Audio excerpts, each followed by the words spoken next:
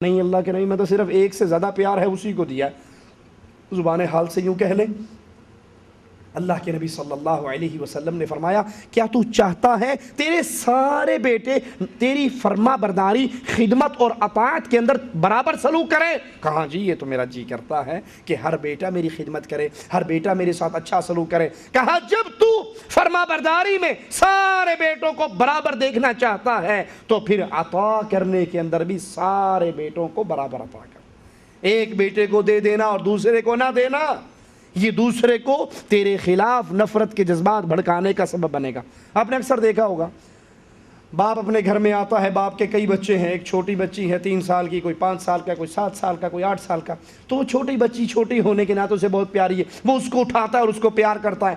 اب اس کے بہن بھائی 7 8 9 10 سال والے وہ بھی دائرہ بنا کر کھڑے ہیں کہ باپ کب اس کو چھوڑے گا اور ہم سب کو پیار کرے گا، بس وہ ایک کو پیار کر کے اپنے کمرے میں چلا جاتا ہے۔ تو کیا خیال ہے ان کے دل کے اندر یہ جذبات نہیں ہیں کہ جس طرح باپ نے اس کو پیار کیا ہم سب کو پیار کرے؟ جب ایک بچے کی طرف جھکاؤ کرو گے، باقیوں کی طرف سے منہ موڑو گے، تو پھر نافرمانی کے اسباب کے اندر سے ایک سبب یہ بھی، پیار کرتے ہوئے سب بچوں کو پیار کرو، اور بچوں کو پیار کرنے سے ان کے دلوں میں ماں باپ کا پیار پیدا ہوتا ہے۔ بچوں کو پیار کرنے سے اللہ کے نبی صلی اللہ علیہ وسلم ایک بچے کو پیار کر رہے، ایک شخص نے کہا اللہ کے نبی میرے 10 بچے ہیں، میں نے آج تک کسی ایک کو بھی بوسہ نہیں دیا، پیار نہیں کیا، آپ ان کو پیار کرتے ہو؟ کہا اگر تیرے دل سے اللہ نے رحمت کو نکال لی تو میں کیا کر سکتا؟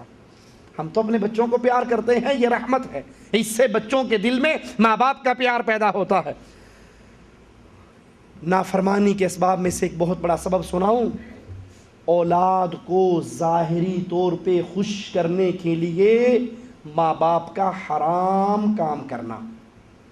آج حرام کام کر کے اللہ کو ناراض کر کے آپ نے اپنی بیوی بچوں کو راضی کر لیا، لیکن یاد کر لو حدیث، جب انسان انسانوں کو راضی کرنے کے لیے انسانوں کی اللہ کو ناراض کرے، اللہ بھی ناراض ہوتا ہے اور ساری انسانیت کو بھی اس سے ناراض کر دیتا ہے۔ اور جب انسان اللہ کو راضی کرے، باقی ساری دنیا کو ناراض کر دے، اس میں بیوی ہو، بچے ہو، قوم ہو، قبیلہ ہو، تو اللہ بھی راضی ہوتا ہے اور باقی سب کو بھی اس کے ساتھ راضی کرتا ہے۔ کتنے وہ ماں باپ ہیں جو بچوں کی ڈیمانڈ کے سامنے مجبور ہو جاتے ہیں، اپنے آپ کو مجبور کر لیتے ہیں اور حرام کام کر کے بچوں کو لا دیتے ہیں۔ باپ جانتا ہے ڈش انٹینا لگوانا، کیبل لگوانا، گانے لانا، گندی فلمیں لانا، یہ سارا کام بے حیائی کا ہے، گندا ہے، لیکن بچوں نے ڈیمانڈ کی، اب یہ بچوں کو خوش کرنے کے لیے یہ کام کر دیتا ہے۔ باپ جانتا ہے عورتوں کا بے پردہ بازار میں نکلنا حرام ہے، بیوی نے یہ ڈیمانڈ کی، اب بیوی کے لیے راضی ہو جاتا ہے، دیور سے بھی پردہ ختم، بازار میں بھی پردہ ختم، گندا لباس، بازار کے اندر آؤٹنگ، بھیڑ بکریوں کی طرح گھومنا، اب اپنی بیوی کو راضی کر رہا ہے، اولاد کو راضی کر رہا ہے، لیکن یاد کرو کس کو ناراض کر کے؟ تو جب اللہ ناراض ہوگا تو پھر کوئی اور آپ کے ساتھ راضی نہیں ہوگا۔ قاضی شریح رحمہ اللہ کا ایک بیٹا، غور کرنا اللہ کو راضی کرنے والے کس طرح راضی کرتے تھے۔ ایک بیٹا، ان کا باپ قاضی ہے، جج ہے، اپنے باپ سے مشورہ کرتے ہیں کہ میرا فلاں آدمی کے ساتھ جھگڑا ہے، پہلے ذرا جھگڑا پورا سن لو اور پھر جھگڑا سن کے اپنے علم کے مطابق مجھے بتاؤ، اگر میرا حق بنتا ہوا اس قوم پر، میرا حق اس قوم پہ بنتا ہوا تو میں انہیں مجبور کروں گا کہ وہ فیصلہ آپ سے کروائیں تاکہ آپ میرے حق میں فیصلہ کر دو، اور اگر آپ دیکھتے ہو کہ اس کیس میں میں کمزور ہوں، اس کیس میں میں کمزور ہوں، میرا حق نہیں بنتا، تو پھر میں آپ کے پاس نہیں لاؤں گا، انہی سے کوئی 50-50 کر کے اپنا گزارا کر لوں گا، کچھ مجھے دے دیں گے، میں آپ پہ نہیں بیڑ لاں گا۔ قاضی صاحب نے کہا ٹھیک ہے سناؤ تمہارا جھگڑا۔ اس نے پورا کیس سنایا تو کہنے لگے نہیں بیٹا، تم ان کے اوپر کیس کرو اور انہیں میری عدالت میں آنے کے لیے مجبور کرو۔ بیٹا یہ سمجھا کہ اس کا مطلب ہے اس کیس میں میرا پلڑا بھاری ہے، باپ میرا ساتھ دے گا۔ ان پہ کیس کیا، انہیں مجبور کیا، وہ عدالت میں آگے، قاضی صاحب نے عدالت میں بیٹھ کے دونوں کا کیس سنا اور اپنے بیٹے کے خلاف ان کے حق میں فیصلہ دے دیا۔ اب جب قاضی صاحب، ابا جان اور بیٹا جان دونوں باہر نکلے تو بیٹا ابو سے لڑنے لگ گیا، میں نے آپ کو پہلے کیس کیوں سنایا تھا؟ اسی لیے سنایا تھا نا کہ اگر میرا حق بنتا ہے تو مجھے بتاؤ۔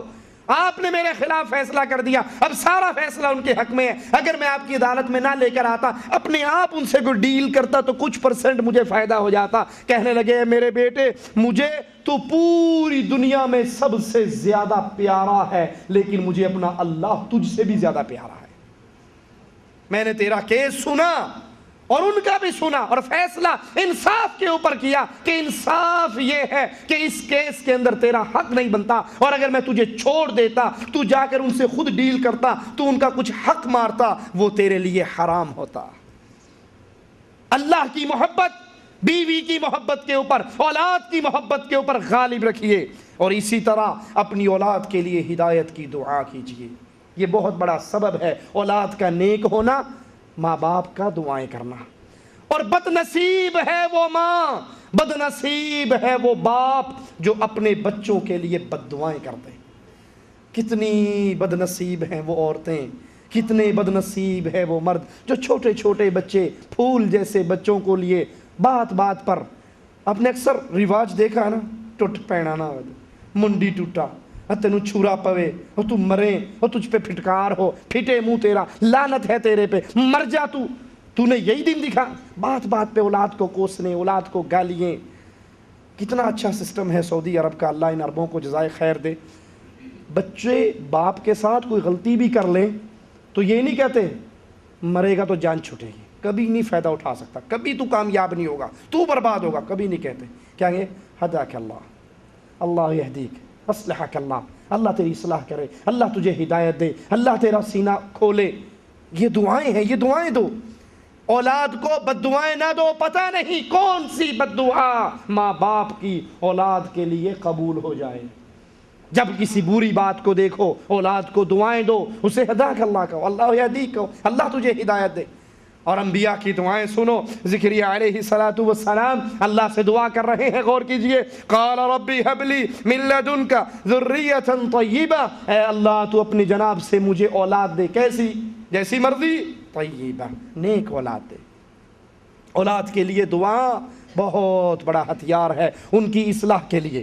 ابراہیم علیہ السلام دعا کرتے ہیں، ربی هب لی من الصالحین، اے اللہ مجھے نیک اولاد عطا فرما۔ مومنین کی دعا پہ غور کیجئے، اہل ایمان اپنے اللہ سے دعائیں کرتے ہیں، ربنا هب لنا من ازواجنا وذریاتنا قرۃ اعین، اے اللہ ہمیں ہماری نیک اولاد سے، ہماری بیویوں سے ہمیں آنکھوں کی ٹھنڈک عطا فرما۔ تو اپنی بیویوں کی، اپنی اولادوں کی تربیت کیجئے، ان کو دینی ماحول دیجئے، ان کو گندے ماحول سے بچائیے۔ گھر کے اندر گندے رسالے آتے ہیں، آج سے بین کر دیجئے۔ گندے میگزین آتے ہیں، آج سے بین کر دیجئے۔ آپ گھر کے باہر سے گھر میں آئیں اور آپ کی بیوی پڑوسن صاحبہ سے، کسی سہیلی صاحبہ سے کچھ ٹائم کے لیے جاسوسی ڈائجسٹ، لیڈیز خواتین ڈائجسٹ لے کر بیٹھی ہے چوری چھپے پڑھنے کے لیے، آپ کی نظر پڑ گئی، اب یہ نہ کوئی سے واپس کرو، پھاڑ کے پھینک دو، پھاڑ کے پھینک دو۔ کیوں؟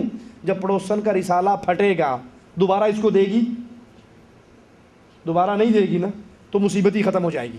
اگر کہو نا بیگم اسے واپس کر دیں، اچھا کر دیں گی، اگلی دفعہ ہوگی پھر پڑا ہوگا، اگلی دفعہ ہوگی، پہلی دفعہ میں گندے میگزین، گندے رسالے، عمران سیریز ڈائجسٹ پھاڑ کے آگ لگا دو، پھینک دو، تاکہ اس کو پہلی دفعہ ایسی چوٹ لگے، وہ اپنی پڑوسن کے سامنے ایسی ذلیل ہو کہ تیرا وہ امانت تھی وہ تو میرے خامنے نہیں کر دی، نہ دوبارہ وہ دے گی، نہ اسے مانگنے کی جرت ہوگی۔ اپنے گھروں کو گندے چیزوں سے پاک کرو، گندی قنوات سے، ٹی وی چینل سے پاک کرو، گانے اور گندی فلموں سے پاک کرو، اس کو اسلامی ماحول بناؤ، نیک ماحول بناؤ۔ گھر میں ٹیپ ریکارڈ میں قرآن کی کیسٹیں لا کر دو۔ جب اس طرح آپ اپنی اولاد کی تربیت کا فکر کرو گے تو پھر اللہ سے دعا ہے، اللہ ضرور رحمت فرماتے ہوئے ہمیں نیک اولاد سے نوازے گا۔ اقول قولی ھذا واستغفر اللہ لی ولکم ولسائر المسلمین فاستغفروہ انہ ھو الغفور الرحیم۔ قرآن پاک کا مسابقہ جو جامع مسجد راجھی کی طرف سے ہوتا ہے وہ 11 شوال سے 16 شوال کے تک اسی مکتب کے اندر عصر کی نماز سے لے کر 10 بجے رات تک ہوگا۔ پہلے اس کے اندر مستوی اول جو ہے اس میں 28 پارے ہیں، مستوی 28واں پارہ ہے، مستوی ثانی میں 29واں ہے، مستوی ثالث میں 30واں پارہ ہے۔ اور مسابقہ رمضان جو اردو میں ہندی میں دونوں زبانوں میں ہوتا ہے اسی مکتب کی طرف سے، وہ کل جامع مسجد راجی سے جو شیخ آفتاب صاحب کا درس ہوتا ہے جمعرات کو، اس میں وصول کیا جا سکتا ہے، یا رمضان کے دوران اسی مکتب سے آ کر بھی لیا جا سکتا ہے۔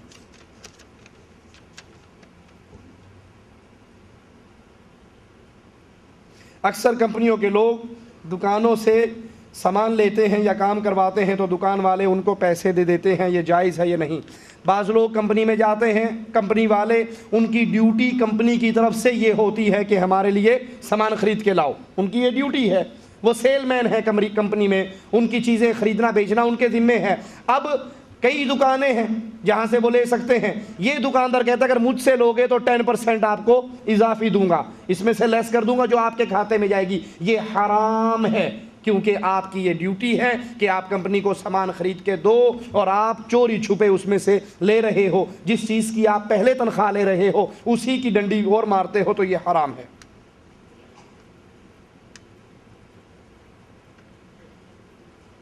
اور اگر دکاندار پوچھ لیتا ہے کہ آپ کو چاہیے، اگر چاہیے تو وہ بل بناتے ہوئے زیادہ پیسے لگا دیتا ہے۔